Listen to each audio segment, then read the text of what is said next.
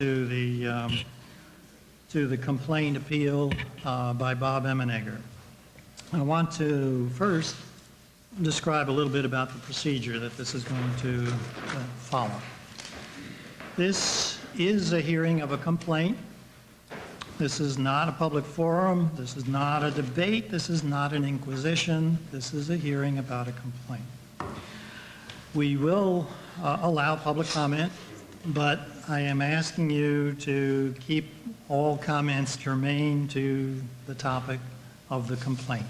And I would ask you, if you possibly can, to be as brief as you can and keep it as factual as you possibly can. We'll hear Bob first, and then we will have public comment before the board makes any comments themselves. This is, again, not a question and answer period, but we may have to ask Bob, just for clarification, some questions. But other than that, this is not a back and forth question and answer type of thing. But before we actually do that, there is something I should want to remark, particularly to the viewing audience. Probably everyone here knows this already, but public access television is a channel that puts on all of the programs that are submitted to it that are legal. CAT, Community Access Television, is simply the organization that actually runs this station, public access station. It wouldn't matter whether it was CAT or whether it was another nonprofit or whether it was Cox or whether it was the city. In all cases, the programs would have been the same. The only way that any of those entities could have stopped the program from going on is if the program were illegal, meaning in particular if the program would have unprotected speech as part of that program. And so it is this unprotected speech, which I think is what we're going to be addressing tonight. But I want to re-emphasize that it does not matter whether it's CAT, whether it's Cox, whether it's the city. Whoever is running public access, the same rules are going to apply. All right, Bob, I'd ask if you would, could you state your complaint? You want me to come up here? Yes, please. And also what remedy you are seeking. First of all, my name is Bob Emenegger, and I used to be on the CAT board years ago, so I've seen the thick and thin of all the problems. My complaint was that the particular show I thought was sort of in your face and offensive, and I thought we should, air it out, and wherever the chips fall, they will. If we can't legally do something about it, at least we can talk about it. Let me read, if I may, just what I have to say. Sure. Okay, I was just saying that and I want to make it very clear that this complaint is not directed to the CAT or the CAT staff, and as a matter of fact, Sky was recommended to me when I was on the board to be manager of CAT. And I thought she would be ideal, and as it turns out, I think she is. The other ones are, I have a great regard, and I want to say this, for Leo and for Leonard. I think Leonard is sticking to your policy, even if it's annoying. He's... they're excellent people. And as far as, for instance, Chuck, ever since his preaching to the flock, which I remember years ago, I thought he had a lot to offer. My criticism is not against the Lemurs or what their talent is, or it's only about what the content of one program. And I shouldn't even use the word content, but that's what it was. And I wanted to say that Chuck answered something in the press in which he referred so politely as that I was being unfair. I know that he could have used a much stronger word, but he refrained from it, and I appreciate that. This is what I really think. I believe CAT faces a dilemma.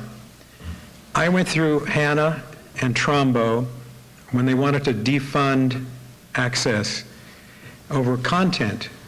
Quickly, Trumbo reversed himself and said, no, it wasn't content, it was something else, it was funding.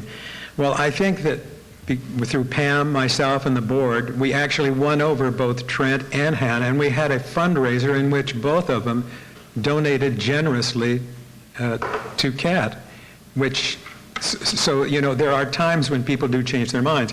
Now, the next thing I ran into was, it was called a citizen survey. And Steve Davis went out and made a survey in which he had the public evaluate which programs were of importance to them. Unfortunately, I think CAT didn't come up to where some of the other programs were. And on that basis, not on the basis of content, they cut our budget in half. Well, and it was a surprise to me because I was sitting next to Steve Davis as he went up there, and we were laughing and kidding, and then he said, well, we've cut it in half. So CAT is, you know, you already know this, is always vulnerable from any side. Now, you can wrap CAT in the American flag and the First Amendment and quote the chapter and verse of the obscenity laws, which I know that everybody seems to know them. I've got them all here thanks to Catherine Sherrills, and they really are quite open to interpretation. You know, you may say, well, it wasn't this, and I can say, well, it was that. And only way you're going to settle that is if you go to a court of law and a judgment is rendered. I don't think that would be the wiser people than me have said, that's not the route to go, and I agree. I don't want to see that route, and because either side could win, and I'm afraid that CAT would probably, in a sense, be the loser on the whole thing. Now, as far as you guys talking about being financially independent, that is not going to help CAT. The city is still the owner. They still hold the contract. And you'd still be answering to the telecom board, which answers to the city council. So I do want to commend, though, you guys, and Shane especially, for the Freedom Fest. I think that could do a great deal for your reputation. You know, and it may get some money for you that you do need. So the dilemma is really this. Aldermen and some of the administration here and public are unhappy about seeing vulgarity on their programs. And unfortunately, that's all they seem to remember is the vulgarity, and it's a very, very tiny part of it. One alderman asked me why they don't show educational programs from our library here in Fayetteville instead, and I went through the process of telling them that is not the way it works. And I'll tell you, you can go through that whole explanation, and they'll still say, well, I still don't understand why you can't do that. So that leads me to my next point. The council and the administration really have to be educated, and maybe that's the point of the complaint. It is to stir things up, and for instance, just talking protected speech and obscenity laws isn't the answer to this kind of dilemma. And so my question to you, how are you going to handle this, or do you think that it's not necessary to handle it? Well, what we are dealing with right now is your complaint. Are you claiming that the show was obscene? Do I contend it is? Yeah. I think by the standards that I've read it is. I don't think it's objectionable. I don't know if only a court of law would either agree with me or disagree with me. Actually, you might reframe that and ask, do you believe that the program contained unprotected speech or expression? Tell me what you say is unprotected speech. Obscenity. And what is obscenity? Obscenity would be, as you just pointed out, those three. Why don't you read them? All right. The Miller. Tell me what you read them because I've got them, but I want to hear them from you.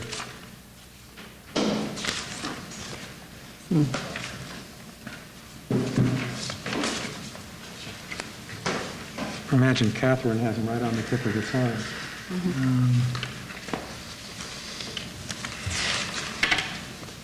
The other, while I'm looking for this,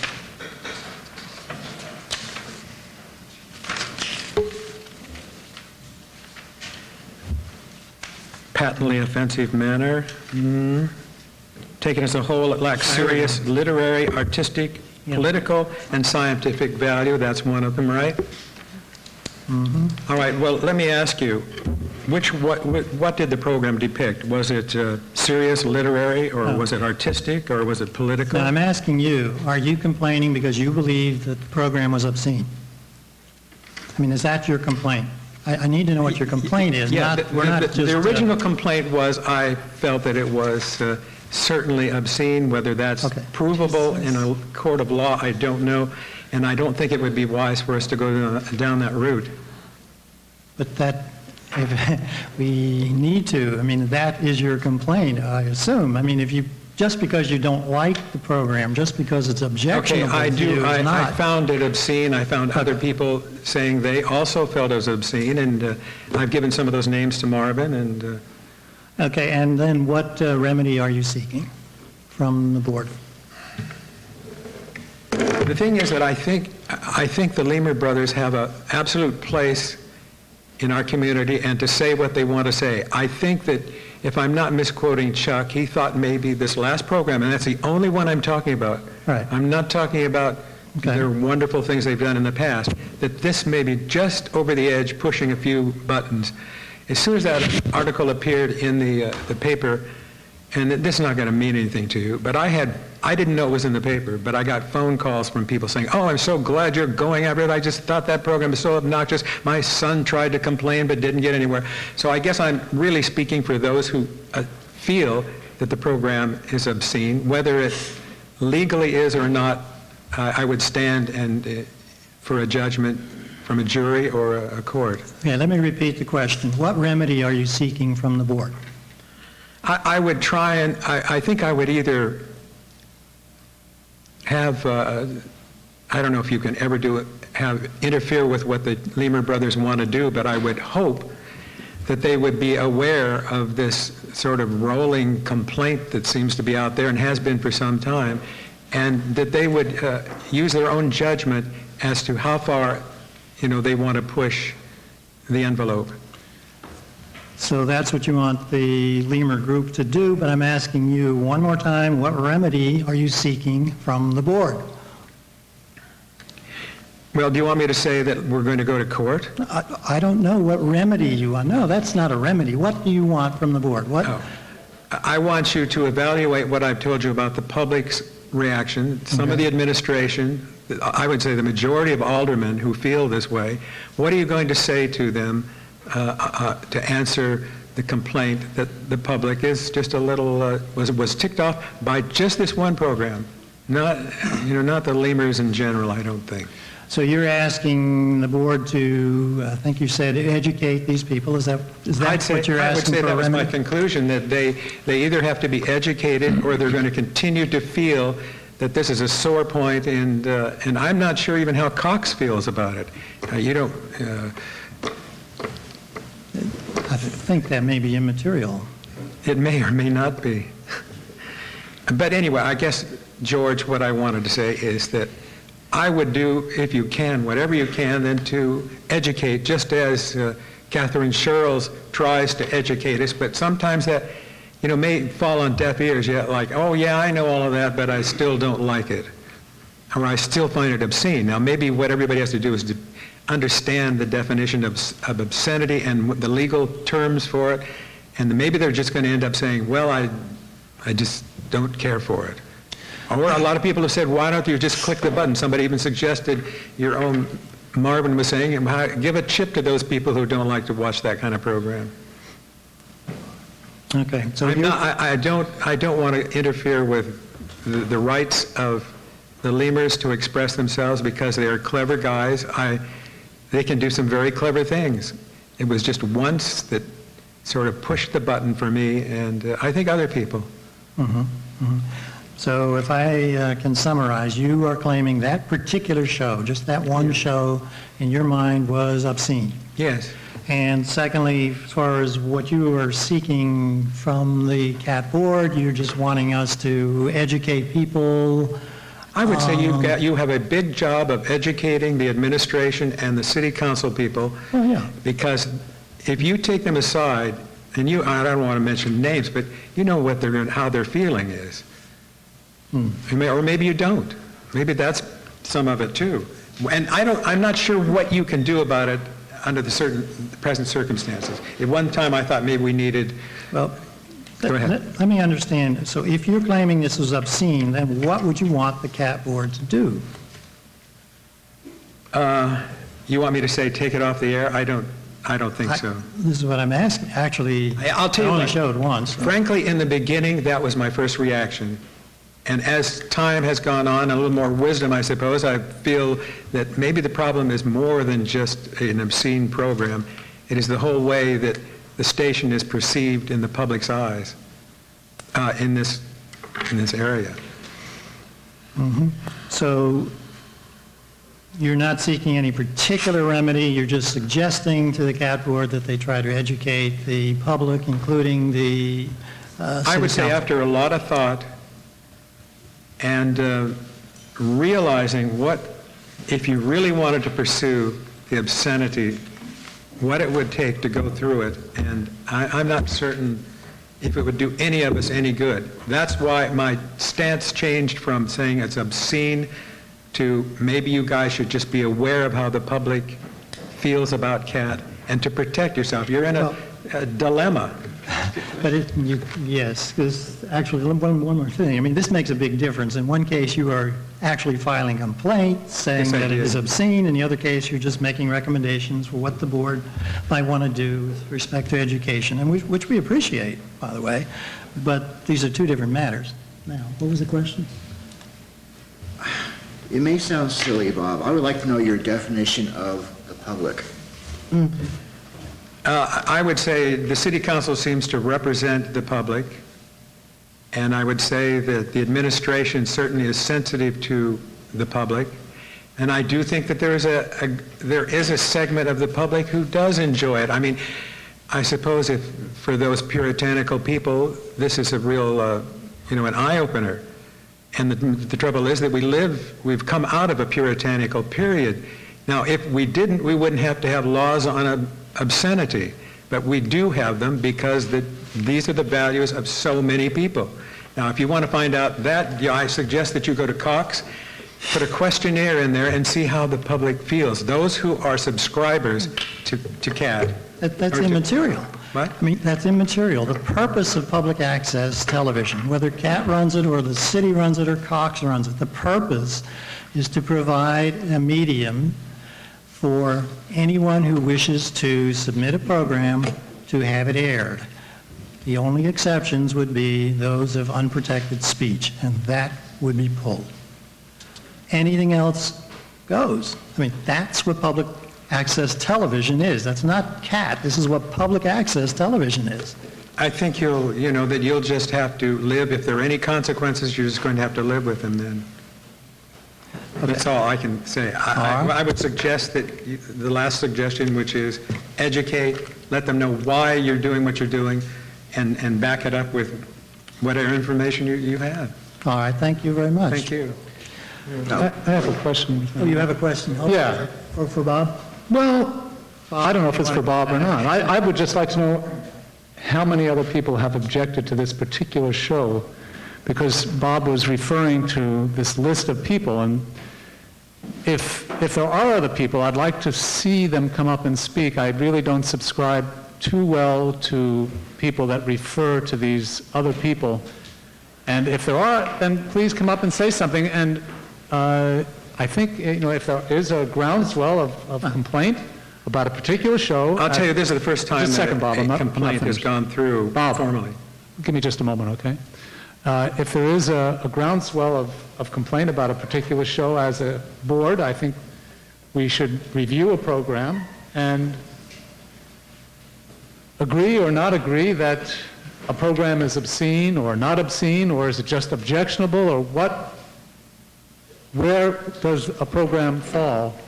Along what lines? I haven't seen any of these programs. I can't say I a think word your about them. suggestion is good, Marty. I think that you should be aware of it and then judge and pick up the rules of the sanity and see if clicking them off and see, gee, is it or isn't it? So Otherwise, anyway, we're just talking abstractly. I'm just a little leery of words that paint a picture with a broad brush, referring to all these other people or the public at large, which may be true, but if it's so, I want to see that's so, and not just from one person saying it. Okay, I'm well, not saying it's I not mean, so. I could play you, and I didn't want to and get into this, phone calls that I got saying, go, do it. You know, we're sick and tired of it. Now, that may not be the majority of people. Yeah, we did. In fact, I didn't know that these people, what they were talking about until I realized there was an article in the paper. Well, I must say it certainly has gotten blown up in the press because of your complaint. Now, there are always people that see something when something's blown up and say, yeah, I feel the same way, by They probably- God. And it's just the way things are. So, again, if somebody really feels strongly about something, just like at a city council They meeting, said they did. I had people call me and say, I people tried need to make the come up, complaint. and there need to be a line of people coming up, and there may be, but I'd like, Okay. the response of the board needs to be weighed by the evidence that's brought forward. Well, maybe this Not- program will stir up a few either positive or negative responses. You understand that I this may sound strange, but I really have, I think that CAT, I want to see it continue and be successful, and if you don't have the support, say, of councilmen and or part of the administration, and the vote comes up to authorize the money, they don't have to, they're very clever about how they can put it. They say, well, look, we have to fund the Boys and Girls Club, or we got to do this. I had that happen, and you were, I think, there too at the same time. It happens every single time Yes, that comes up for. But the first time I remember it being cut in half because of a survey, so that's, And that survey was also included people that didn't have cable and didn't Yeah, it watch wasn't- CAT, yeah, didn't even know it's about true. CAT. So Yeah. there was some skewing of that survey as well. I Be know, that but we suffered as it- from it. I've been involved with public access for 12 years, and I have seen the same brouhaha over gay and lesbian programming, black people on television, religious programming, creation science programming. I mean, every time there's a complaint, you're going to get people on your answer machine going, yes, by God, take those homosexuals off CAT. Take those long hairs off CAT. Take those tree huggers off CAT. Take those church people off CAT. We had spirited board meetings years ago when board members wanted to have religious programming taken off. I mean, I think every show on the station has an audience, and I think every program probably has its share of detractors. Okay, I'm not questioning the talent or the Lemur brothers, because I find them intelligent, creative people, but they pushed it one time when several people happened to have seen it, and we discussed it as a little, and I think, anyway. What time of day was this program on? Midnight. Midnight, I think it was on midnight. And I was saying to someone that, if a new family came to town who was looking for an executive position here in Fayetteville, and they happened to go to the Radisson Hotel, and they tuned in and saw that particular one, not the other one, that particular one, I wonder what kind of an impression they might get at Fayetteville. I say, where's this coming from? What's coming down the street here at our little local program? But anyway, Okay, I would, thanks, Bob. I wanted to, because of the obscenity thing, I'm just going to read this as a this is the, what came out of Miller versus California. This is the sort of definition, imprecise as it may be, or as All right. precise as it may be. There are three steps to look at for something to be considered obscene. Number one, an average person applying contemporary local community standards finds that the work, taken as a whole, appeals to prurient interests. Number two, the work depicts in a patently offensive way sexual conduct specifically defined by applicable state law. The state law, by the way, comes right back. This is out of it, yes. And lists these same three things again. The work and the third one, the work in question lacks serious literary, artistic, political, or scientific value. Those are the... okay, now, you see, you could take any one of those and discuss it till you're blue in the face, literary value or scientific or whatever. I think I think there is such a room for interpretation, and I would think that the average person would interpret those as they have been raised and feel they apply. So I'm just saying there's a lot of latitude in there, but I don't think that's the route we should go down.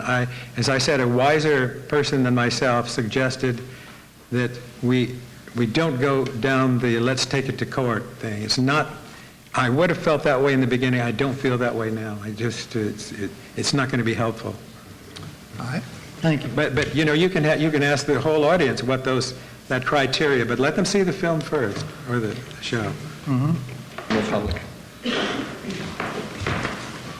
Hi, my name is Catherine Sherrills, and George asked me to come here tonight and talk a little bit about the obscenity statutes and what part you have in them. First of all, I'm glad that Bob clarified that we are just talking about one program, one in a series of programs, because even if this program were to be found unprotected speech, that doesn't mean that everything else they do, that you could take them off for that reason. And also want to get out of the way that we are not talking about children viewing this program. If we were talking about this program being played at a time of the day where children might be likely to see it, it would be way different. But, I take that back. Theoretically, it would be different. I'm not sure it would be any different legally. But we're not talking about that. We're talking about a show that played at midnight. I asked Sky, and Sky put me on to Chuck, and I got a copy of the show. I didn't see it. I'm listening to jazz on KUAF at midnight on Saturday, so I don't watch it, but I did watch this, and I was looking particularly for a couple of scenes that I had heard people complain about. One was in Bob's complaint, and another was of someone else I was talking to about it. First of all, the program begins with a disclaimer, adult content. Then I was also interested in the fact that throughout the entire program, there was seldom a very long stretch of time that there weren't the words up on the screen warning adult content. And I think that anybody who's flipping channels and had stopped to listen for 30 seconds would have heard enough of what some people might find objectionable language, and certainly it was, as even Chuck said, some of it was over the top. But the language surely would clue someone in to the fact that this is adult content. Then talking about the two scenes that I was specifically looking for, one, Bob's complaint. He complained, in his complaint, he said something about a pantomime of anal penetration. One thing, you would have to listen to that program for at least 5 minutes to know that that was what was being pantomimed.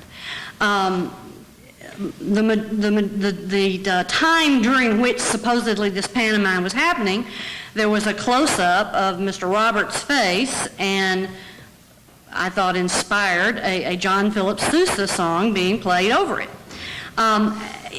You have to watch this thing for a while to know that it's offensive, assuming that you're going beyond the offensive words. And if I tune into something, I get offended by the, animals in peril and stupidest police chases and things like that, and I don't watch them. So when I'm flipping channels and I see that, I know to go ahead and change the channel. Now, another complaint that I heard in talking with someone who was talking to me about Bob's complaint was the manipulation during the program of a sex toy. And I don't think that even that scene was obscene. First of all, in the Miller test, you have to appeal to the prurient interest. And this is sometimes defined as appealing to shameful or morbid interest in sex, not just that incites normal lust. Well, I'm not about to say what I think normal lust is, but I can tell you that stuff doesn't turn me on. And if it's if it's shameful or morbid, then, we've sold, those toys have been sold on the Fayetteville Square. So I think if you're going to make this determination based merely on the presence of this object, then that certainly is not prurient interest. Patently offensive requires, this is the second step, patently offensive requires an excess of sexual detail, a repetitive nature of the activity.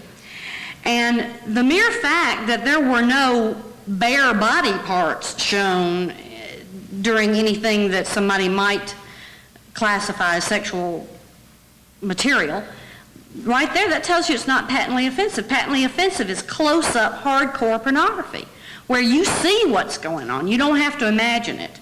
You see it. And then finally, there's the values test. Now, there's been a lot of talk about local community standards, and while the first and second step of the Miller test are judged on local community standards in a court of law, and let me say a word before I go on from that. Local community standards are called upon to decide whether a program appeals to the prurient interest, but it has to be shameful or morbid interest, and it has to be patently offensive, and that is repeated sexual acts. They can't just say, well, the community standard around here is we don't like that kind of stuff. That's not going to cut it. Then you move to the third test, the values test that Bob mentioned, the literary, scientific, political value, etc. That is judged on a national basis. It's actually a reasonable person basis, but it's not the local community standard. So I just go over that to tell you that I don't think that what was on this one show that we're talking about, I don't think it was legally obscene. But I don't know, because I'm not the jury or the judge. And those are the only people who can decide that.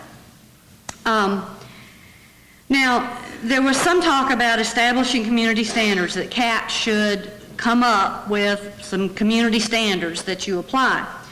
Well, as I said, that's done by a judge or a jury, not by you. But what if a show is obscene? Let's say that magically something comes down that says, yes, this show is obscene. Well, the only remedy there is the one that Bob doesn't want to take, and that is to call the prosecutor. This is a crime. Showing an obscene film is a crime, but it's a crime for the Lemur brothers. It's not necessarily a crime for you. You might be held in it somehow, but mostly it's a crime. And so you go to the prosecutor, and the prosecutor, I don't think, is going to take the case, because it's not going to go anywhere. It's not, it just doesn't reach the level of obscenity. But anyway, that's the remedy that someone who believes that a program is obscene has. Now let me tell you what happens to you if you take a program off deciding it's obscene, or deciding that it's objectionable, or deciding that 25,000 cable subscribers wrote in and said it's objectionable and we don't want to see it anymore. Well, the problem there is that you get sued. I mean, somebody obviously will have to choose to sue you, but somebody certainly could sue you, and it would be a violation of civil rights, which means it's a lot easier to sue somebody for a violation of civil rights, because there's a good chance that the attorney fees are going to be paid down the line, and attorneys like that. So if you are violating somebody's civil rights, there's probably going to be a line of lawyers waiting to represent the people who want to sue you. And it's not just you, it is also the city. I feel by taking the stance that you have taken in the beginning, if it's not unprotected speech, and first of all, how are you going to know it's not unprotected speech? But if it's not unprotected speech, it's got to go on. Because otherwise you put yourself in jeopardy and you put the city in jeopardy. Because you are doing the city's business. There wouldn't even be a question here of First Amendment rights if the city wasn't involved, or a government of some kind, because the government is the only entity that can violate our First Amendment rights. If I'm working down at Common Grounds waiting tables, and every person I wait on, I start talking to them about the smoking ban, and my boss comes up and fires me, I can't yell First Amendment violation because she's not the government. It's got to be the government involved, and you are the government. And if you are violating someone's civil rights, then you could be sued. Any questions? I have one quick question for you. You were talking about the fact that this did come on at midnight and that therefore people should realize that it's not suitable for children. Do you know if there is a standard, I guess to say, for broadcasters that would put on this sort of material? Because I know like Howard Stern comes on after 10 o'clock and certain commercials like for Girls Gone Wild can't come on until a certain time of day or whatever. Safe harbor is what it's called. Okay, what can you define that a little bit for us? Well, I'll be happy to, but let me tell you first of all that it's for broadcasters. It's not for cablecasters. Okay. And y'all are cablecasters. But I think that that's kind of more or less the policy under which you ask producers, look, would you please, protect the community from seeing things that they might not want to see at 8 o'clock at night and choose to run your program after midnight. But anyway, in broadcast, it's safe harbor. It's it's everything but the hours of 8 p.m. to 6 a.m. And from 8 p.m. to 6 a.m. is when adults can see adult material. And but that does only apply to broadcast. HBO, if it wanted to, could show real sex at 3 o'clock in the afternoon, but they're not going to the same reason y'all don't show controversial programs at 3 o'clock in the afternoon. It's because you respect your audience and you're trying to cater to the audience as best you can within the parameters that the law allows you to. Did that answer the question? Okay.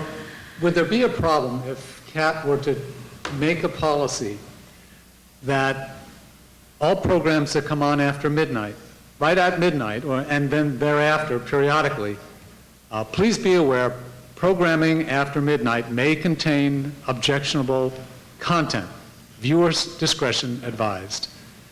Do you see any problem with that, saying that it may, not that it does, but that it may, because that is the time slot or the time area where programs that may contain objectionable comment, maybe cablecast. Well, and I think in the past there even has been, slates that come up and say that. And as I said, this particular program not only started with a warning about adult content, but continued it all throughout. My husband joked and he said, what y'all might do is run it earlier in the evening so that the people who want to get offended won't have to stay up so late. But I mean, why would you watch this if you didn't want to be offended? I mean, it's over the top. It's sexual expression. It's over the top. But I think you're right. I think that given that warning and however you can, promulgate this policy and let people know that if they tune in to Access after midnight, that it may be anything goes up to, legal obscenity. The other thing, too, and I was just thinking, Bob, what you said, and I think it's actually a good idea, as far as our education of the public, periodically on short takes and even maybe on the message board, a little paragraph about what public access is. So people get the idea about what it is. And the fact that it's not any particular organization, it could be the city, it could be Cox, it could be CAT, but this is what public access is. So they know that these are expressions, these are views or comments from people in our community that have every right, up to a certain point, of expressing themselves. And viewer discretion is advised. I think that's an excellent idea, and it's been done on and off throughout the years, and it does take education. And I mean, that's one reason I was glad that George asked me to come here today, is because people absolutely do not understand obscenity. They mix the words obscene. It was interesting. I was reading the complaint tonight. Mm-hmm. Even Bob's complaint says that he found the program offensive, lewd, tasteless, and objectionable, and then he quoted the obscenity statute. Mm-hmm. Well, offensive, lewd, tasteless, and objectionable, you don't have to watch it, but y'all have to run it if I give it to you. Because you're not the ones to decide whether it's lewd or tasteless. I'm the one to decide that, because I have a right. one other little legal factoid here is that in our circuit, in our Circuit Court of Appeals, the 8th Circuit, several years ago, a court in St. Louis found that the public access channel is a designated public forum. And what that means is that this is a place that government sets aside for speech. And when government sets aside a place for speech, there can't be these kind of, there can't, I mean, and, you know, we haven't said the content word. Bob accidentally said it, but we haven't said the content word. But when you talk about objectionable, lewd, and tasteless, you're talking about content. And y'all cannot, you know, program according to content. Okay. Thank you very much, Catherine. Who's next? Anyone else want to address?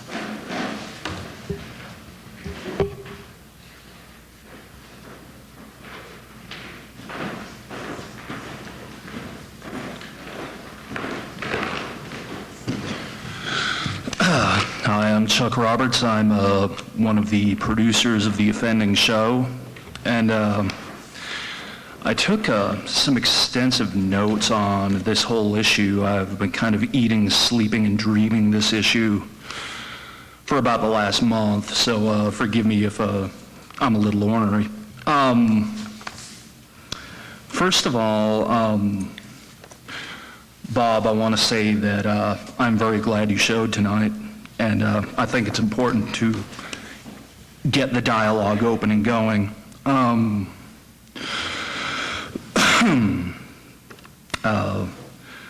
A couple of things I've got to say. I've read your original complaint. I have been told that you revised it a couple of times, but I'm merely going on your original complaint. And I hope you don't mind my asking, but is this a complaint or is it a political power play? That's one thing I just wanted to kind of ask. The main reason, there are a few reasons I was wondering that, but I guess the main one is that in the context of the complaint, you ask the CAT manager a couple of very loaded questions. One is, do you consider this show acceptable material for this community? And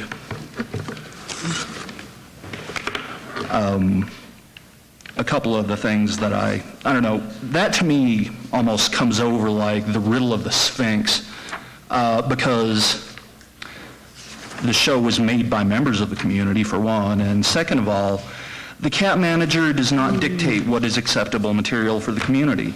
That's part of policy. As a former CAT board president, you know this, so why are you asking the question? And the second question you asked is,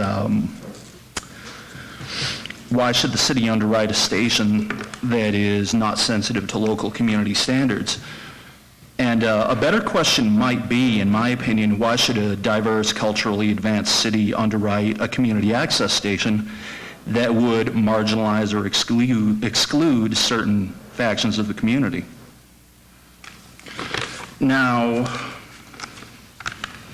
just for purposes of clarification, I too know the Miller obscenity test, and just kind of wanted to answer a few of the things to say about it is, the complaint cites prurient interest, the prurient interest test, and I kind of want to ask, who's prurient interest? Barnyard animals? Okay, there were shenanigans with marital aid, et cetera, et cetera, et cetera. They were not the focus of the show. They were purely incidental. Applying this to the show, taken as a whole, I mean, I'm not sure I really get that. That was actually just a tiny little bit of the show.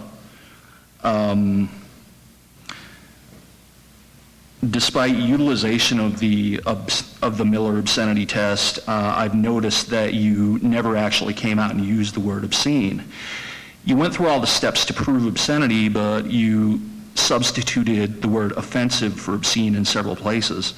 And offensive placed in this context comes to carry little to no legal weight.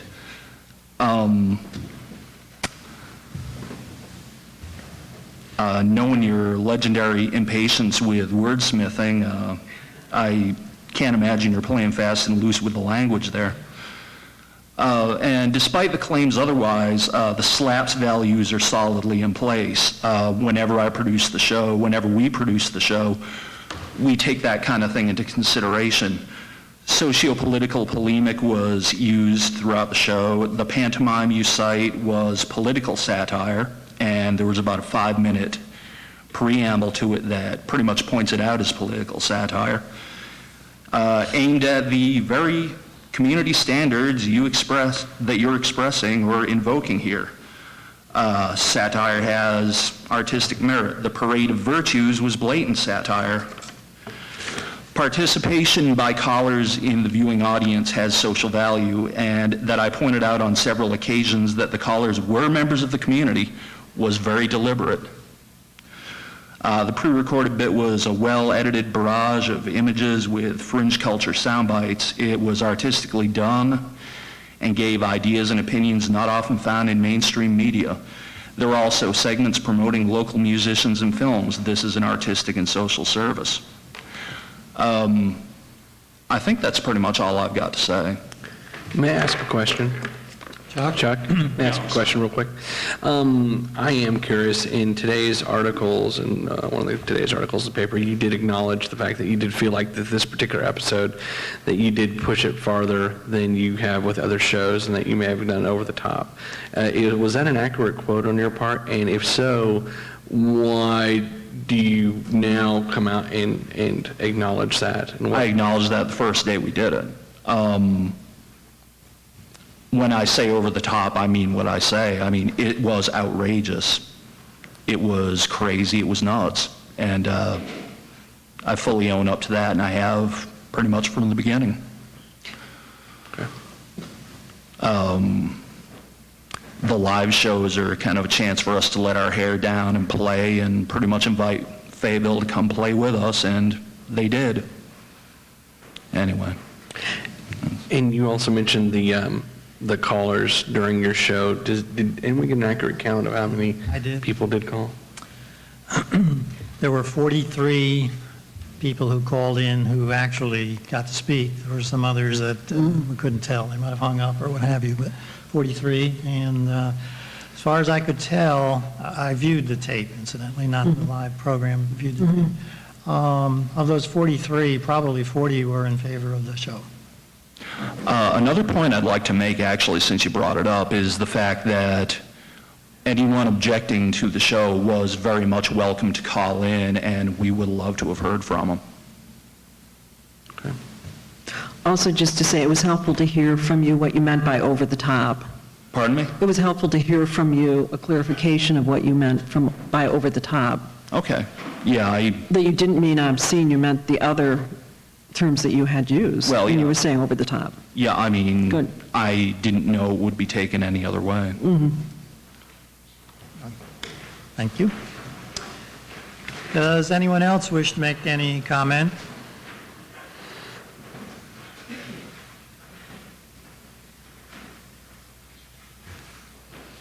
This is almost like a city council meeting. Yeah. I'm Shannon Kane, and I was one of the people involved with the show in question. And I just have a few real brief statements, real brief. One, nothing was shown on our broadcast that one can't see on mainstream cable television any day of the week. Watch Cinemax, HBO, and other cable stations at night, and you will see far more objectionable content than we have ever shown on our broadcast in the entire history of our association with public access television in Fayetteville. 2, no language was used on our program that cannot be heard in any school playground in America. We're not living in the 1950s anymore. 3, we are adults and have a right to broadcast humor, art, and political commentary that appeals to other adults. Moreover, we are responsible citizens, responsible enough to air our adult-oriented material during prescribed adult-friendly safe harbor hours. 4, the program was not obscene. I submit that it could not be judged obscene by any court of law in the United States. I will concede that the broadcast was potentially risque and at moments lapsing into the realms of questionable taste. but it was not obscene by any stretch of the imagination. The show contains socio-political commentary and other artistic material that cannot possibly be construed as obscene. In fact, I feel that the show was rather tame overall compared to what it could have been, and the vast majority of people that we've encountered and the vast majority of people who called into the show while it was actually airing approved of our presentation greatly. 5, we appreciate all commentary directed toward our program, even that which emanates from our detractors. We are genuinely interested in what you have to say. We disagree that our efforts have lapsed over the line into obscenity. We have not done anything excessive, nor appealing to the prurient interest. And in conclusion, we'd like to thank the public for its continued interest in our broadcasts and other artistic efforts. Thank you. Is there anyone else who would like to make a comment?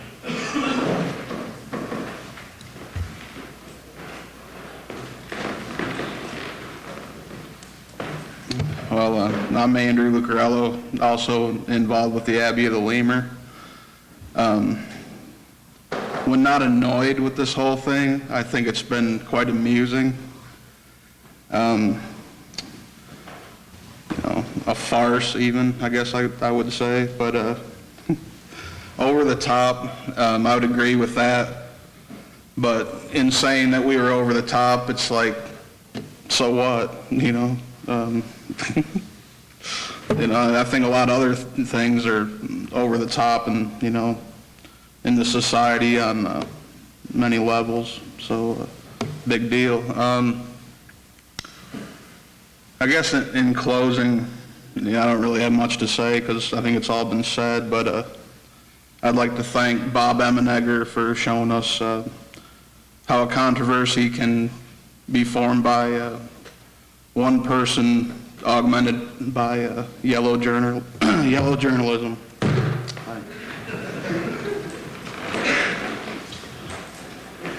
Excuse me. Is there anyone else who would like to comment?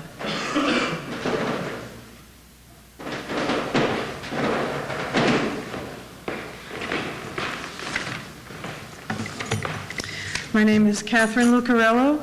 I'm married to Andrew Lucarello. I have recently become a cat producer myself. My background is I have a master's degree in professional writing. I have taught writing, creative writing, nonfiction writing, and various kinds of literature over a 10-year period at the college level. I'm also an award-winning journalist of over 5 years, and I have some comments. Other than the possibility of crossing the obscenity line, the accusations most often leveled in recent media articles are that the show is pointless, has no value, and lacks educational merit. Where in the First Amendment does it specify that free speech must have these attributes to be protected? Why is there an attack upon a show that comprises 1% or less of cat programming, is shown after midnight, and carries a viewer discretion advised warning? If a desire for community standards and a concern about obscenity is the basis for this attack, why is the show's principal detractor not contacting the media and the telecom board to have shows like South Park and Sex in the City removed from cable television? South Park pantomimes, to quote the complainant, a variety of sexual acts, including homosexual acts by cartoon characters who are children. That show is aired mid-evening. Does that not offend the community standards the complainant wants to enforce on everyone else? Why not rally against some of the movies shown in Fiesta Square? Many of those movies contain content similar to what the complainant is protesting. So why complain about this one show? As Ms. Sherrills pointed out earlier, why would you watch this unless you wanted to be offended? Why indeed? In the media, the complainant is quoted as saying he just stumbled on that particular show or was channel surfing and came across it. As a matter of fact, ladies and gentlemen, earlier that day, the complainant was present at a meeting of the Video Independent Producers Association, at which I was also present. and Abbey of the Lemur co-producer C.F. Roberts announced the live show would be produced and aired that night. The complainant knew it would be on TV. Earlier this year, I believe, and I do not have facts on this, but this is what I have been told, the complainant was part of a group that attempted to lobby City Hall unsuccessfully to take over the public access contract. I'm asking questions here. If stirring up the press and the public and the city government can discredit CAT, who stands to benefit if CAT loses the contract?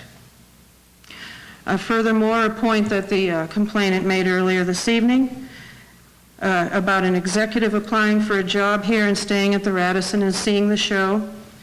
That kind of a question indicates to me that the complainant is concerned about the image that is being projected of Fayetteville on the local cable access.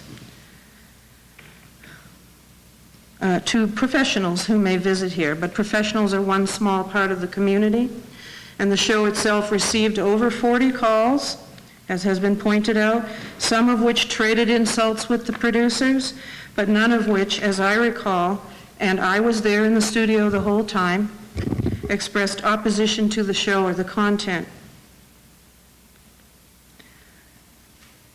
All I wish to end with is thank you for allowing comment on this, and follow the money, ladies and gentlemen.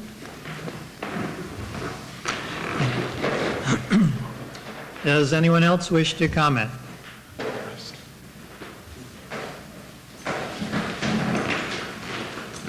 My name is John Barkas. I'm also one of the producers of the show. I just want to say, I'll keep this very brief, but to me, like you said, Mr. Weiss, cable public access represents the entire public, and we are a segment of the public. Some people might be offended or find vulgar or lewd the conversations or the way that people on a construction site may talk, or a factory or whatnot. But they are also part of the community, and that is also part of the culture, whether that is shown upon network television or whatnot. And there were 43 calls of people that called in, and you say of 3 of them may not have been complimentary, but I believe were participating, if not in heckling. Heckling is a common part of comedy routines. You see it very often, and they were participating. I feel like everyone that called in were also part of the public, and they were participating because it was a type of culture that they were familiar with. So I would have to say that they were the public. We have 6 people, I don't know how many people, sort of an unsubstantiated amount, that we don't know. But I think that those are, anyways, I just wanted to say that that CAT represents the public. These people that called in are the public, and I think that's evidence of it. Anyways, thank you very much. Let me just clarify. I did say I saw the tape of the program, and I saw I did count. There were 43. Yeah. 40, I could say, were in favor of the show. The other 3 I couldn't hear. Oh, okay. I really right. don't know. It sounded like they might have been, but the sound was not that good, so I could not tell for sure.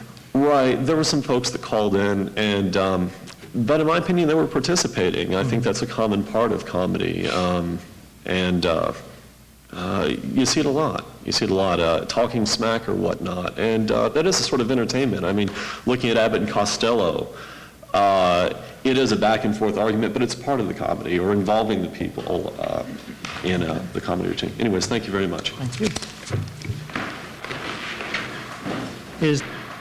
Is there anyone else who wishes to make a comment?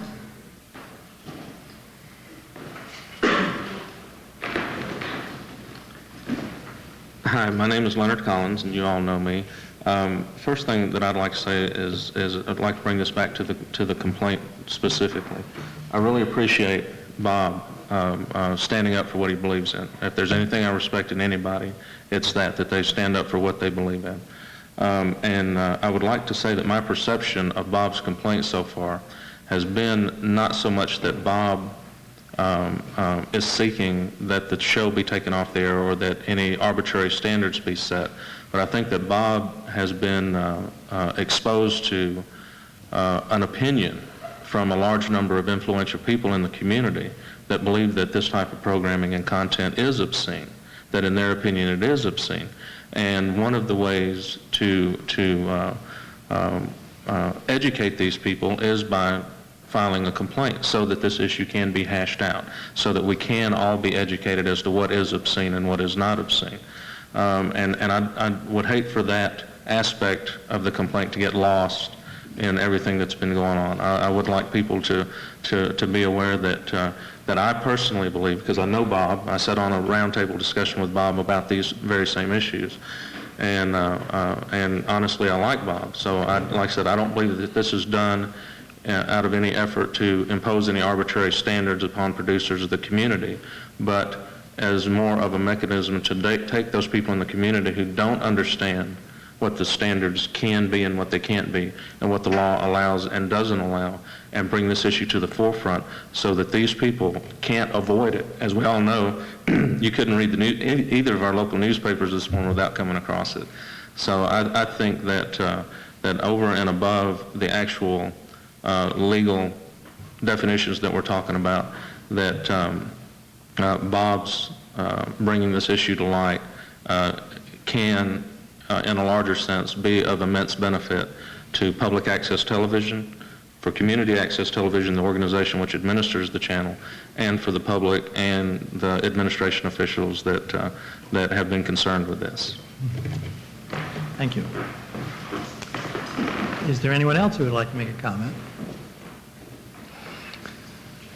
All right, then I would ask... Good, because we have a long day tomorrow.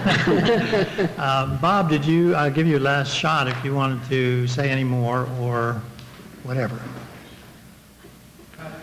I really don't have anything to say. Okay. Maybe one thing which is misconstrued. Could you please come to the microphone, because we are going live and they can't hear you out there. This whole complaint thing has also brought me a little bit of grief. I am really at odds with one of my dearest friends who just was not in favor of what I was doing. And Shane, I don't know how you're taking all of this, who is a friend of mine also. I want to make it clear, in the paper it said that we were at a Friends for Fayetteville meeting. The meeting had not started. And I had just come from watching that program, and I started saying, I cannot believe what I saw. And there was, a reaction. But it has nothing to do with Friends for Fayetteville. It just happened to be that I was there before the meeting. So for those I got a lot of emails saying, is this a new policy for Friends for Fayetteville? It is not at all. Okay. And it also sort of backfired a bit with Friends, that you stick your neck out and you're going to get it from unexpected places, including within your own family. So, but I did it anyway. So. And I too wish to thank you for being here, Bob, and bringing all of this out. This is the proper procedure, going through CAT manager for a complaint and then to the CAT board, and if you're not satisfied, to present a written complaint to Marvin and the telecom board. George, may I make one comment since you mentioned the CAT manager? I wanted to thank everyone for being involved in this issue. This is what public access is about, and it's very important we take complaints seriously. And if we didn't, there'd be no reason to even have public access. So, the complaints that come before us, we really are listening. We want to hear what the problems are. We want to know how to remedy these problems, and we think we can all do this together. So this is a perfect example of really utilizing this forum the way it is meant to be utilized, and I just applaud Fayetteville for being here right now. It's been an eye-opener for me being the manager, and I've learned a tremendous amount. And we do take these complaints seriously, so we do have open ears and we do listen, so we appreciate that. Okay. Mm-hmm. Yeah, I think I personally have heard some very articulate statements tonight, and I really appreciate it. Some very well-defined, well-thought-out, and careful statements about freedom of speech, obscenity, what public access is about. I guess my only misgiving is that the newspapers are not here. They always seem to pick up on something and go with it if they think they can sell more papers, or it's so sensational. I wish that at least one of the papers would have been here to hear some of the articulate statements tonight about access. Is there a paper here? Hey, somebody's pointing. Yes, you are? Oh, great. Well, thank you very much for coming. Hope to see something tomorrow.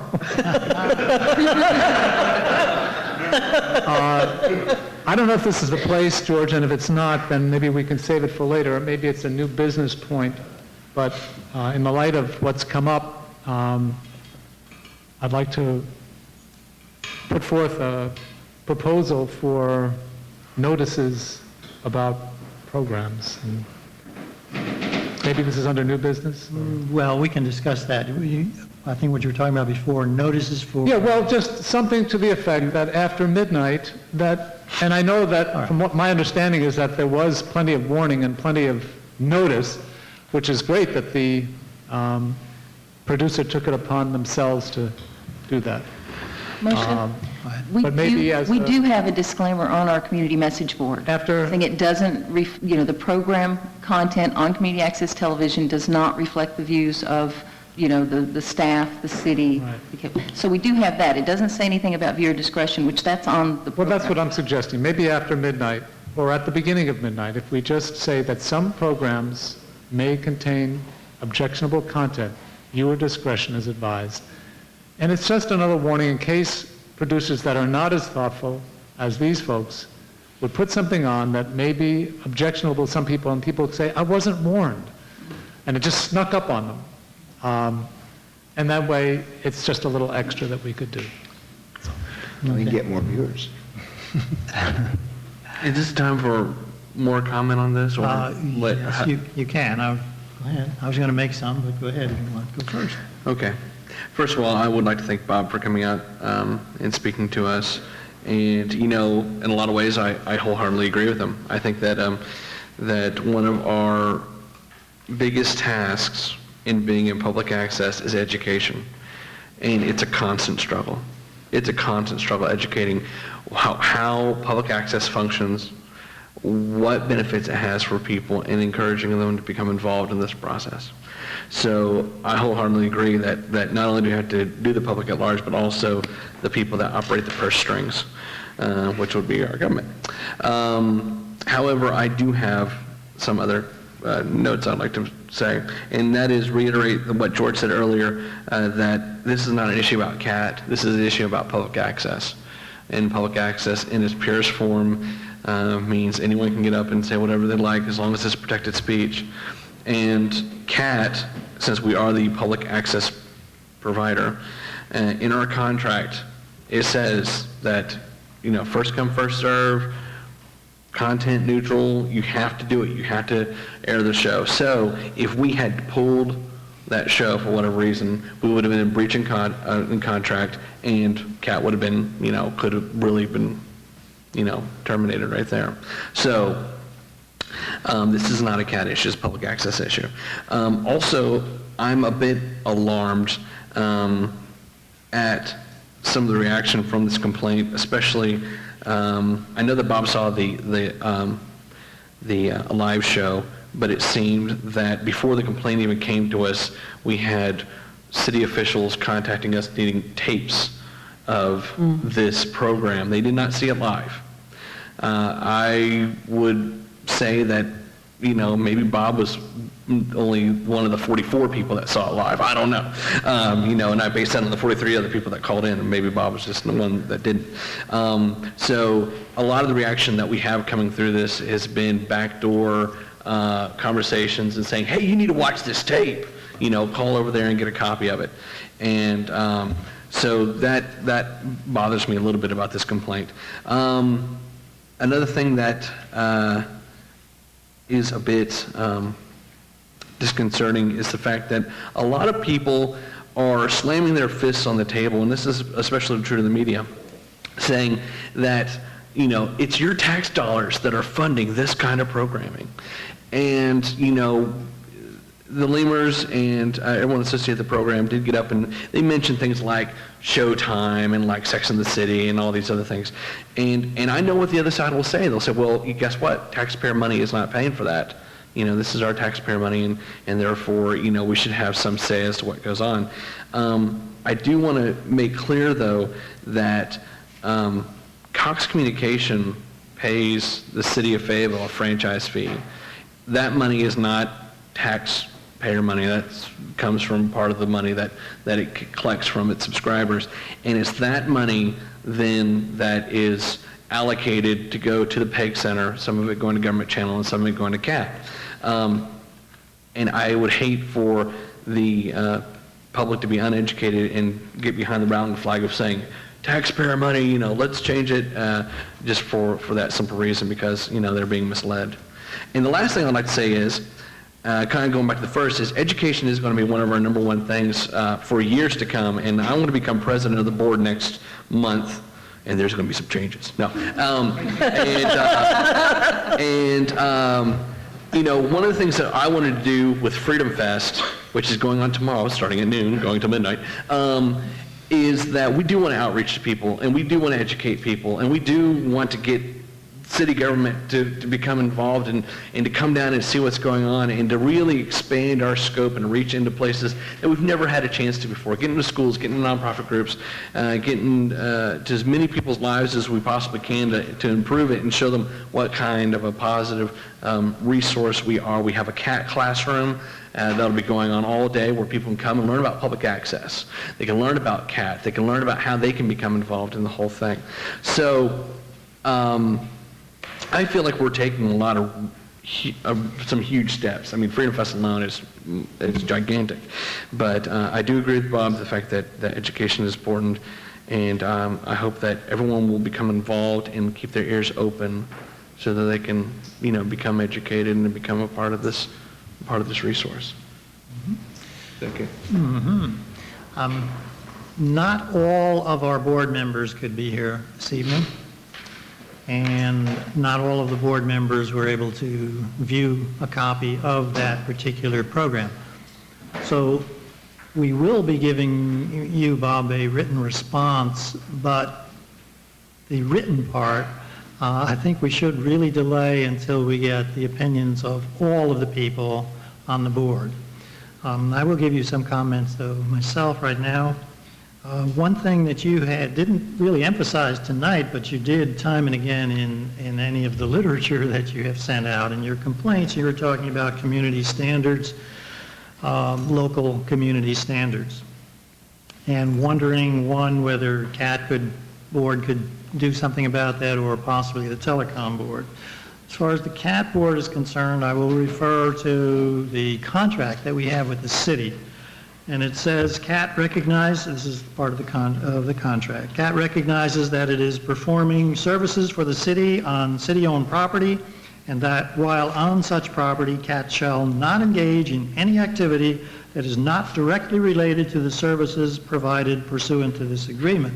And the services that we are to provide are spelled out, none of which talk about setting community standards. This would not be our view to do such a thing. We are, this has been mentioned, CAT will, this again from the contract, will honor the First Amendment rights of members of the community who wish to use the public access station. CAT will provide access to the use of equipment, facilities, channel, and services provided hereunder to all members of the community for non-commercial programming purposes, whether individuals, groups, or organizations, on a first-come, first-served, non-discriminatory basis. So, again, we are required by the contract to show everything that is submitted, things that are everything that's protected speech and that is submitted and requested by someone, we must show. The quote, the statute that you gave us from the state, or referred to from the state, is Interesting, too, because it says it's the intent of this subchapter to impose a statewide standard for the definition and regulation of obscenity, and it says, no political subdivision shall enact any ordinances, rules, or regulations in conflict with the provisions of this chapter. And this chapter is setting the state standards, and the state standards really came back to the Miller versus California. They go through those three things again. So it says that the communities themselves, if I read this correctly, the communities themselves are not to set those standards. That is with respect to your arguments or complaint, I should say, about setting community standards. I did view the show, as I said, not live. I don't usually watch beyond 10 o'clock at night anyway, but because of your complaint, I did get a copy. Chuck was kind enough to lend us a copy to see. And I did view it, and I would have to say that even though it's not a program that I would generally be watching, I would not myself have concluded that this was obscene. And in particular, I would say that it does have some serious, we'll say literary or artistic or political value, because I think they were trying to do something. My take on this, and I'm not sure if this is even correct, somebody could argue with me on this, but I would have said that this is what they are doing, or they did do on that particular show. I thought they were trying to kind of depict what, let's say a factory worker might be doing, one who is basically not going anywhere, and this is his take on life, and he is kind of complaining about everything and using the language that he does do. And by the way, I did hear that language back in the 50s as well. So this was kind of my take on the thing, and so I thought they did do that, and in that basis, for sure, I would not personally say that this was obscene. But I do want to get every one of the board members to, if they will, to view it and to come up with whatever their views are, and I don't wish to tell them what they should or shouldn't say. Are there any? Yes. Yeah, I also had viewed the tape, and from what I saw of it and what I was reading at the same time as far as legal standards for obscenity, I felt it did not meet that standard either. And during the show, there were certain things said at certain points that it was making a political statement. And it was said in some form during the show, I remember that. So I could see how that was a purpose of the show, clearly. Can I say something? Sure. Richard? Motion and I have both done live call-in shows, and 43 calls an hour, I think, just fills us both with a terrible envy. That's really because I've read a study where the number of calls you get is just really a small fraction of the people who are watching your shows. So to have that large representation of the public call you and participate in your show is really to be admired. So, and I've called in your show too, as I recall, in the past. So.